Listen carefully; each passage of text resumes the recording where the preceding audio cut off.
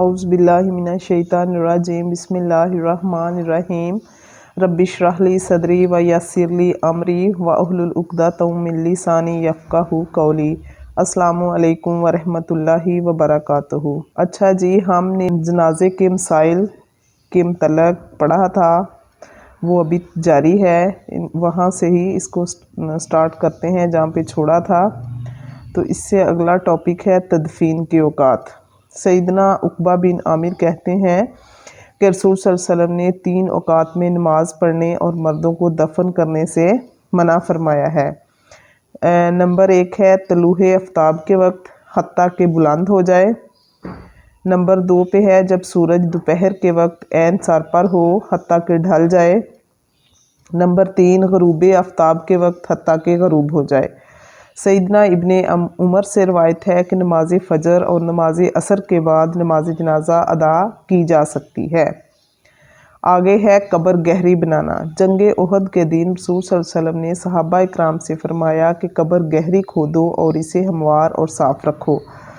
मैयत को पाँव की तरफ से कब्र में दाखिल करना। सैयदना हारिस ने वसीयत की कि अब्दुल्ला बिन यजीद मेरा जनाजा पढ़ाएं। पास सैयदना अब्दुल्ला बिन यजीद ने हारिस का नमाज जनाजा पढ़ाया, फिर मैयत को पाँव की तरफ से कब्र में दाखिल किया और फरमाया कि ये सुन्नत है। औरत की मैयत को कब्र में नामहरम मर्द का उतारना। सैयदना अनस से रवायत है कि हम रसूल सल्लल्लाहु अलैहि वसल्लम की बेटी की वफ़ात के वक्त मौजूद थे। रसूल सल्लल्लाहु अलैहि वसल्लम कब्र पर बैठे हुए थे और आपकी आंखों से आंसू जारी थे। आपने पूछा, क्या कोई ऐसा है जो आज रात औरत के पास ना गया हो? सैयदना अबू तलहा ने कहा, मैं हूँ। आपने फरमाया, तुम कब्र में उतारो। वो उतरे और मैयत को कब्र में दफन किया। कब्रिस्तान में रोशनी के लिए चिराग ले जाना। सैयदना अब्दुल्ला बिन अब्बास से रवायत है कि एक सहाबी को रात के वक्त दफन किया गया और उसको कब्र में दफन करने के लिए रोशनी की गई। मैयत को कब्र में रखने की दुआ।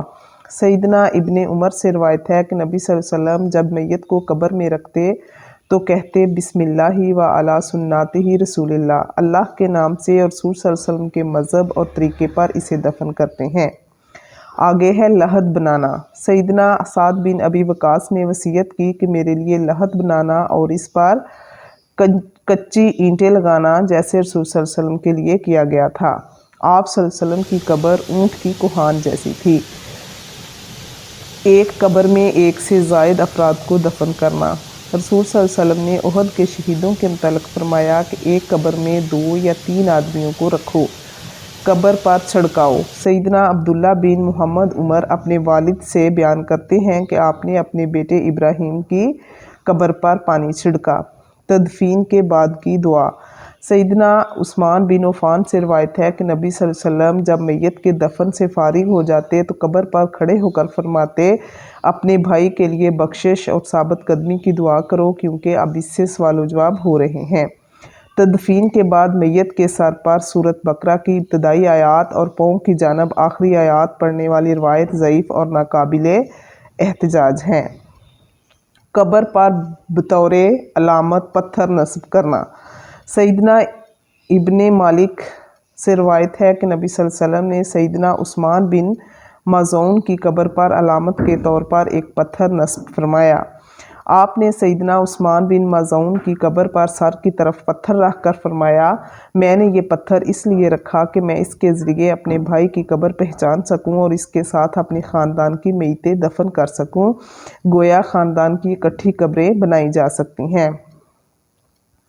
आगे है कब्र पर मिट्टी डालना। सैयदना अबू हुरैरा से रवायत है कि रसूल सल्लल्लाहु अलैहि वसल्लम ने जनाजे की नमाज़ पढ़ाई, फिर कब्र के पास आए और सर की तरफ से 3 लप मिट्टी के डाले। मुर्दे की हड्डी तोड़ना। उम्मुल मोमिनीन आयशा से रवायत है कि रसूल सल्लल्लाहु अलैहि वसल्लम ने फरमाया, किसी मुर्दे की हड्डी तोड़ना जिंदा इंसानों की हड्डी तोड़ने की तरह है। कब्र पर बैठना। सैयदना अबू हुरैरा से रवायत है कि रसूल सल्लल्लाहु अलैहि वसल्लम ने फरमाया, तुम में से कोई शख्स अंगारे पर बैठे और इसके कपड़ों को जलाकर जिल्द तक पहुंचा दे, ये इसके लिए कब्र पर बैठने से ज़्यादा बेहतर है। चाहे कोई शख्स मजवर बनकर बैठे या चिल्ला कशी के लिए सब नाजायज़ हैं। ربنا تقبل منا انک انت السمیع العلیم۔